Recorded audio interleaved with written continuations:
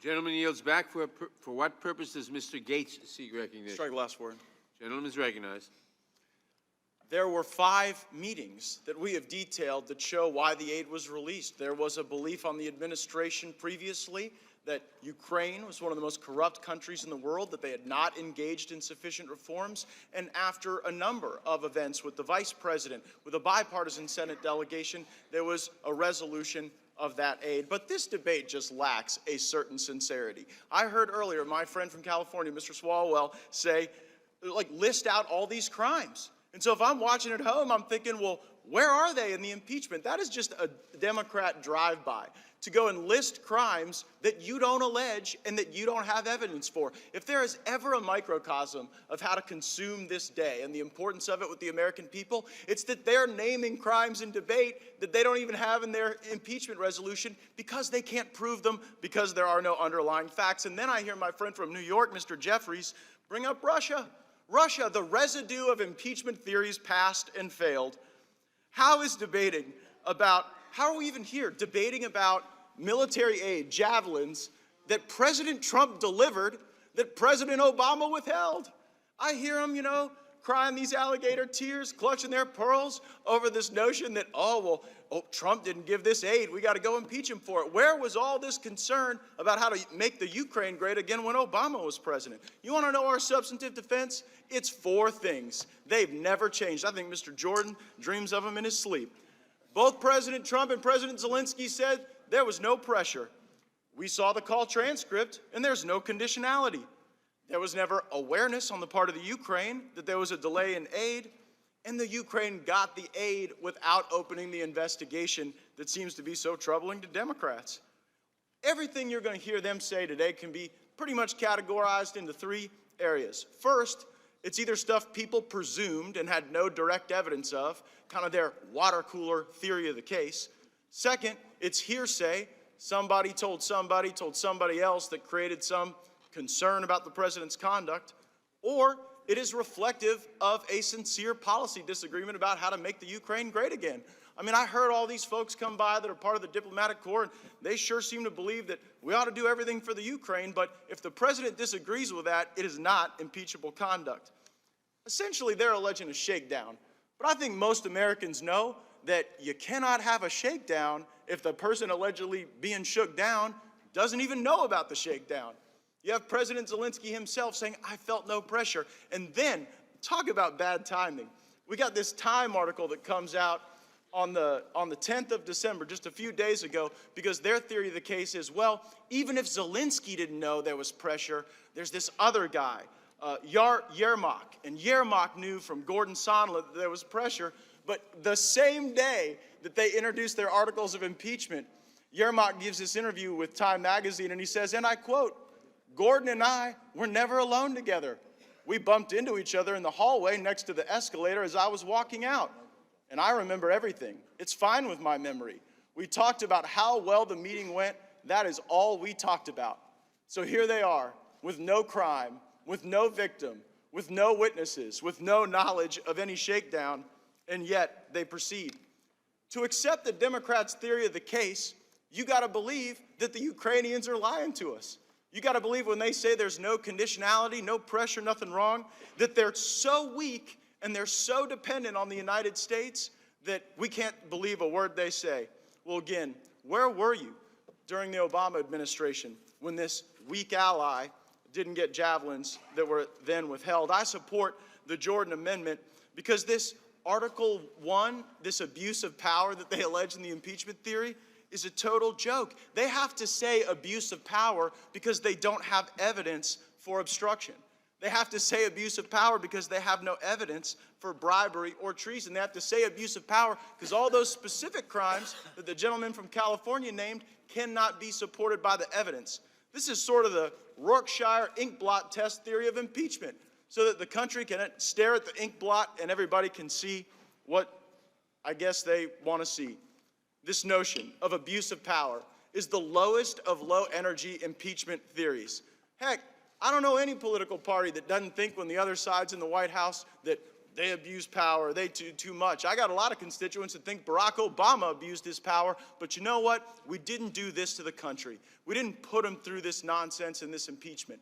You all set the standard. We didn't set it. You said this would have to be bipartisan, compelling, and overwhelming.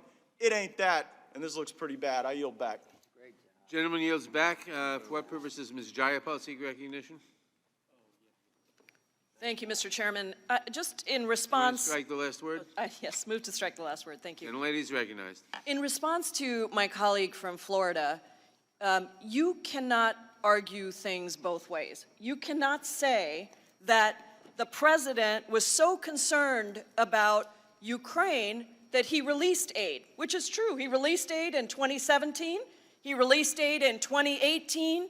And then suddenly he became concerned in 2019, right after Vice President Biden announced that he was going to run. So if your argument is that he was so concerned about Ukraine that he released aid in 2017 and 2018, then why in 2019, after the Department of Defense cleared Ukraine on charges of corruption, why then did he decide he was so concerned about corruption that he was not going to release aid? Because that makes, I'm sorry, I'm not yielding. I am not yielding. I am not yielding. They got a new president, that's why. Gentlelady has the time. The committee will be in order and people will not interrupt. They got a new president This who is was... not proper here.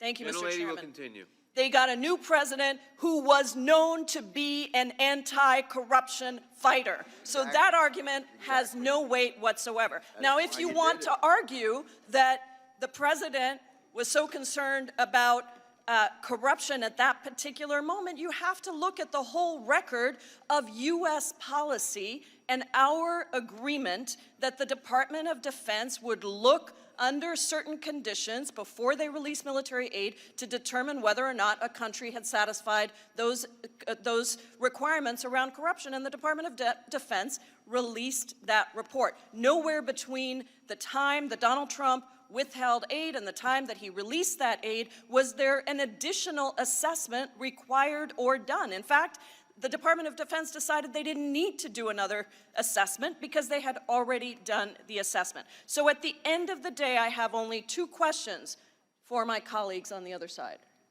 And these are the two questions. Forget about President Trump. Forget about President Trump. Will any one of my colleagues on the other side say that it is an abuse of power to condition aid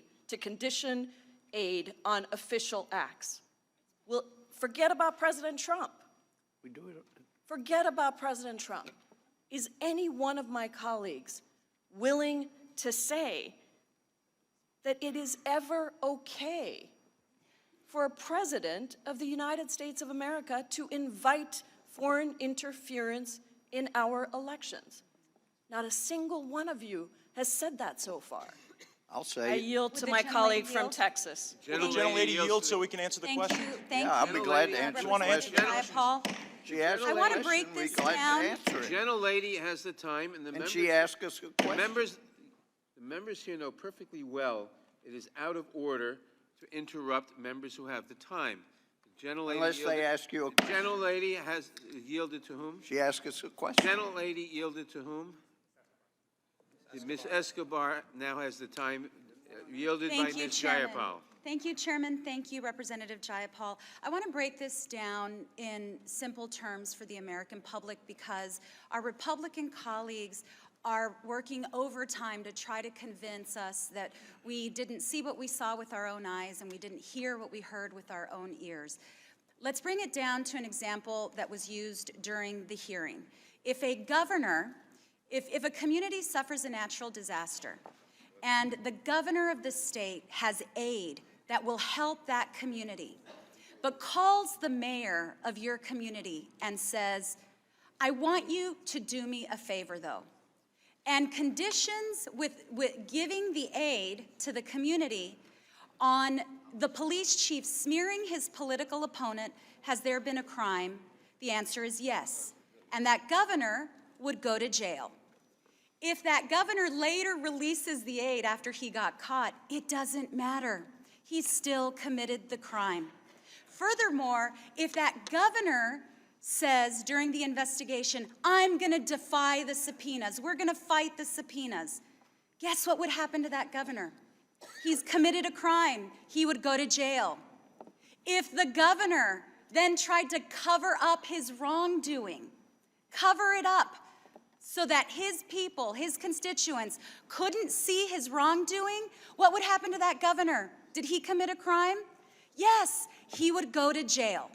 So as wildly as they're trying to convince you that there was no wrongdoing, I want the American public to understand what is going on here. It's clear as day. We've seen it with our own eyes. We've heard it with our own ears. Facts matter. I yield back. Thank you, Ms. Escobar, and I would just again close with this single question. Is it ever okay for a president to condition official action on personal gain? I yield back. Mr. Chairman. Unanimous, Mr. Chairman. Who seeks recognition? For what purpose does the gentleman seek recognition? Unanimous consent request. I'd like to ask unanimous consent to introduce into the record. I cannot hear you, sir. Sorry? I can't hear you. I'd like to ask unanimous consent to introduce into the record the transcript of the call where the president says, I would like you to do us a favor. Without objection, the transcript will be introduced. The call record will be introduced. For what purpose does Mr. Buck seek recognition? Strike the last word. Gentleman is recognized. Thank you, Mr. Chairman. I want to address Mr. Swalwell's, thank you for coming back, Mr. Swalwell's comments that there are definitely crimes in this situation. First of all, I believe Mr. Swalwell, during the Mueller investigation,